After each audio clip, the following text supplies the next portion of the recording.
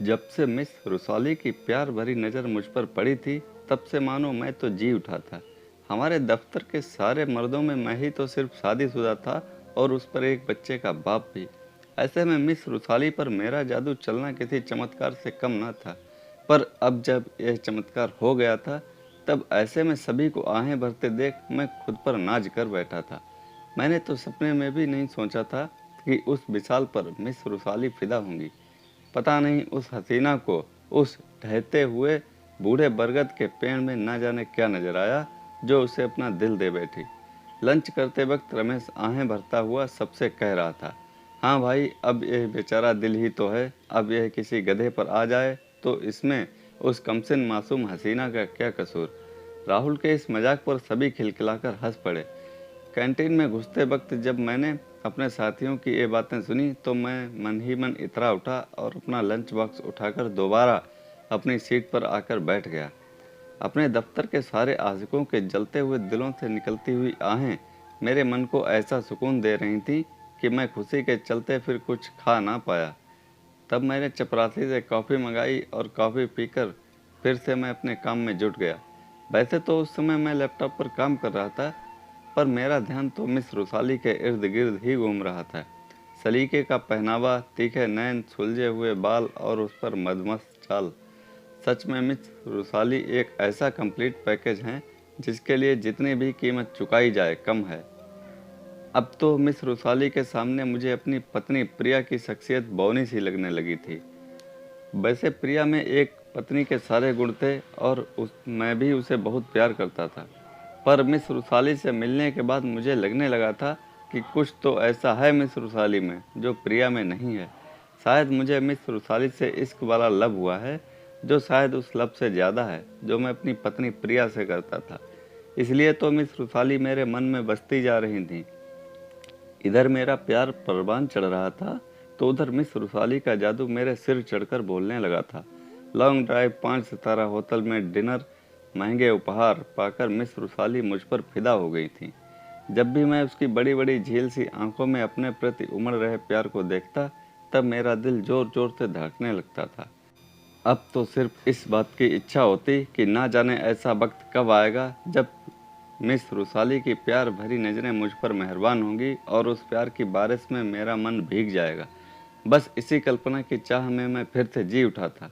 ऐसा लगता था मानो मैं उस मंजिल को पा गया हूँ जहाँ धरती और आसमान एक हो जाते हैं। पर प्रिया मेरे अंदर आए इस बदलाव से कैसे अछूती रह पाती। अब उसकी सवालिया नज़रें मुझ पर उठने लगी थीं, पर मैं चुप था क्योंकि मुझे एक सही मौके की तलाश जो थी। रात को सोते वक्त जब भी प्रिया मेरे नज़दीक आने की कोशिश करती, तब मैं जानबूझकर उसकी अनदेखी करता था। तब मैं तो मुंह फेरकर सो जाता था और वह आंसू बहाती रहती। मुझे उसका रोना अखरता था, पर मैं क्या करता। मैं अपने दिल के हाथों मजबूर जो था।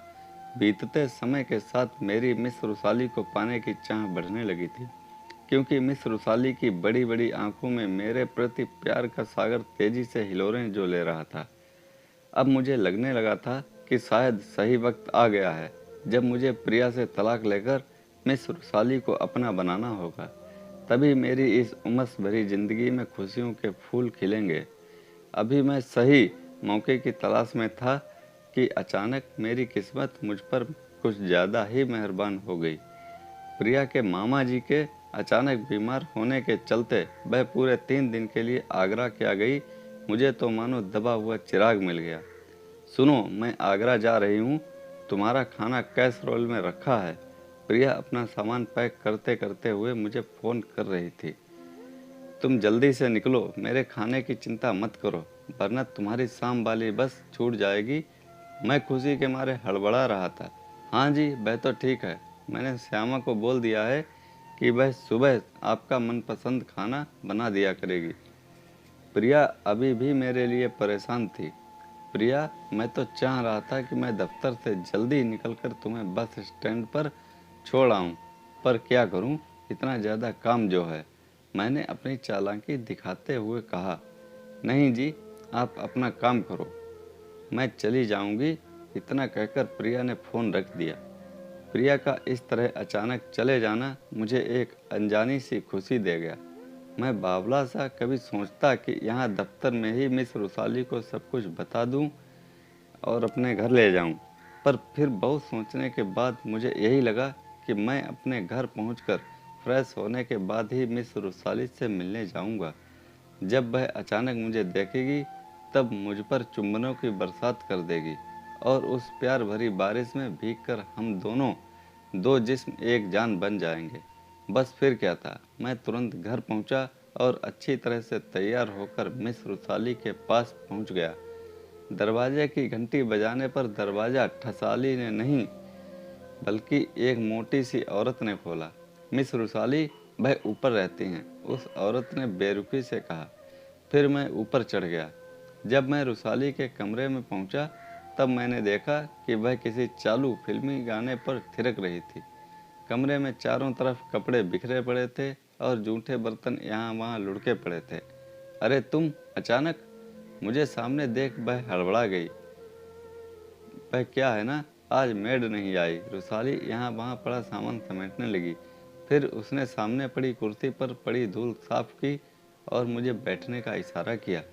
फिर वह मेरे लिए पानी लेने चली गई।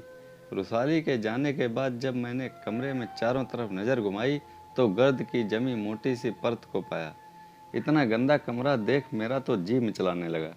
अब धीरे धीरे मुझे अपनी प्रिया की कद्र समझ आने लगी थी।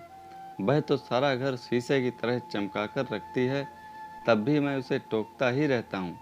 पर यहाँ तो गंदगी का ऐसा आलम है कि पूछो मत। कुछ खाओगे क्या? पानी का गिलास देते हुए रुसाली मुझसे पूछ बैठी। हाँ, भूख तो लगी है। ये लो टोस्ट और चाय। थोड़ी देर में रुसाली मुझे चाय की ट्रे थमाते हुए बोली। डिनर में चाय देखकर मेरे सिर पर चढ़ा इश्क का रहा सा भूत भी उतर गया।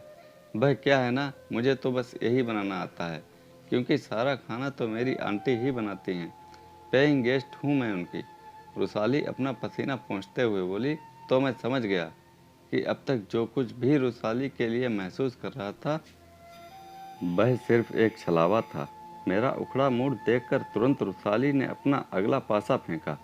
वह तुरंत मेरे पास आई और बेशर्मी से मेरे पास आने लगी। क्या कह रही हो यह तुम? मैं गुस्से से तमतमा उठा। अरे शर्मा क्यों रहे हो?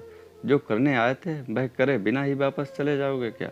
इतना कहकर वह मुझसे लिपटने लगी। उसे इस तरह करते देख मैं हड़बड़ा गया। इससे पहले कि मैं खुद को संभाल पाता उसने मुझे यहाँ वहाँ चूमना शुरू कर दिया। तभी अचानक मेरे गले में पड़ा लॉकेट उसके हाथ में आ गया, जिसमें मेरी बीवी प्रिया और अंशुल का फोटो था। ओह, तो यह है तुम्हारी देहाती पत्नी? अरे इसे तलाक दे दो और मेरे नाम अपना फ्लैट कर दो, फिर देखो मैं तुम्हें कैसे जन्नत का मज़ा दिलाती हूँ। इतना कहकर वह मुझसे लिपटने की कोशिश करने लगी। प्यार बिना शर्त के होता है रुसाली। मैं उस समय सिर्फ इतना ही कह पाया। आजकल कुछ भी मुफ्त नहीं मिलता है, हर चीज़ की कीमत होती है और वो चुकानी ही पड़ती है। इतना कहकर रुसाली ज़ोर से हंस पड़ी। रुसाली के प्यार का यह घिनौना रूप देखकर मैं टूट गया और उसे धक्का देकर बाहर आ गया। हारी हुई नागिन की तरह रुसाली ज़ोर से चीखते हुए बोली। विशाल, मेरा डसा तो पानी भी नहीं मांगता, फिर तुम क्या चीज़ हो? पर मैं तब तक अपनी कार में बैठ चुका था और मेरे इश्क वाले लब का भूत उतर चुका था। तो दोस्तों, कैसी लगी ये कहानी? लाइक करें, कमेंट में बताएं और चैनल को सब्सक्राइब करना ना भूलें। धन्यवाद।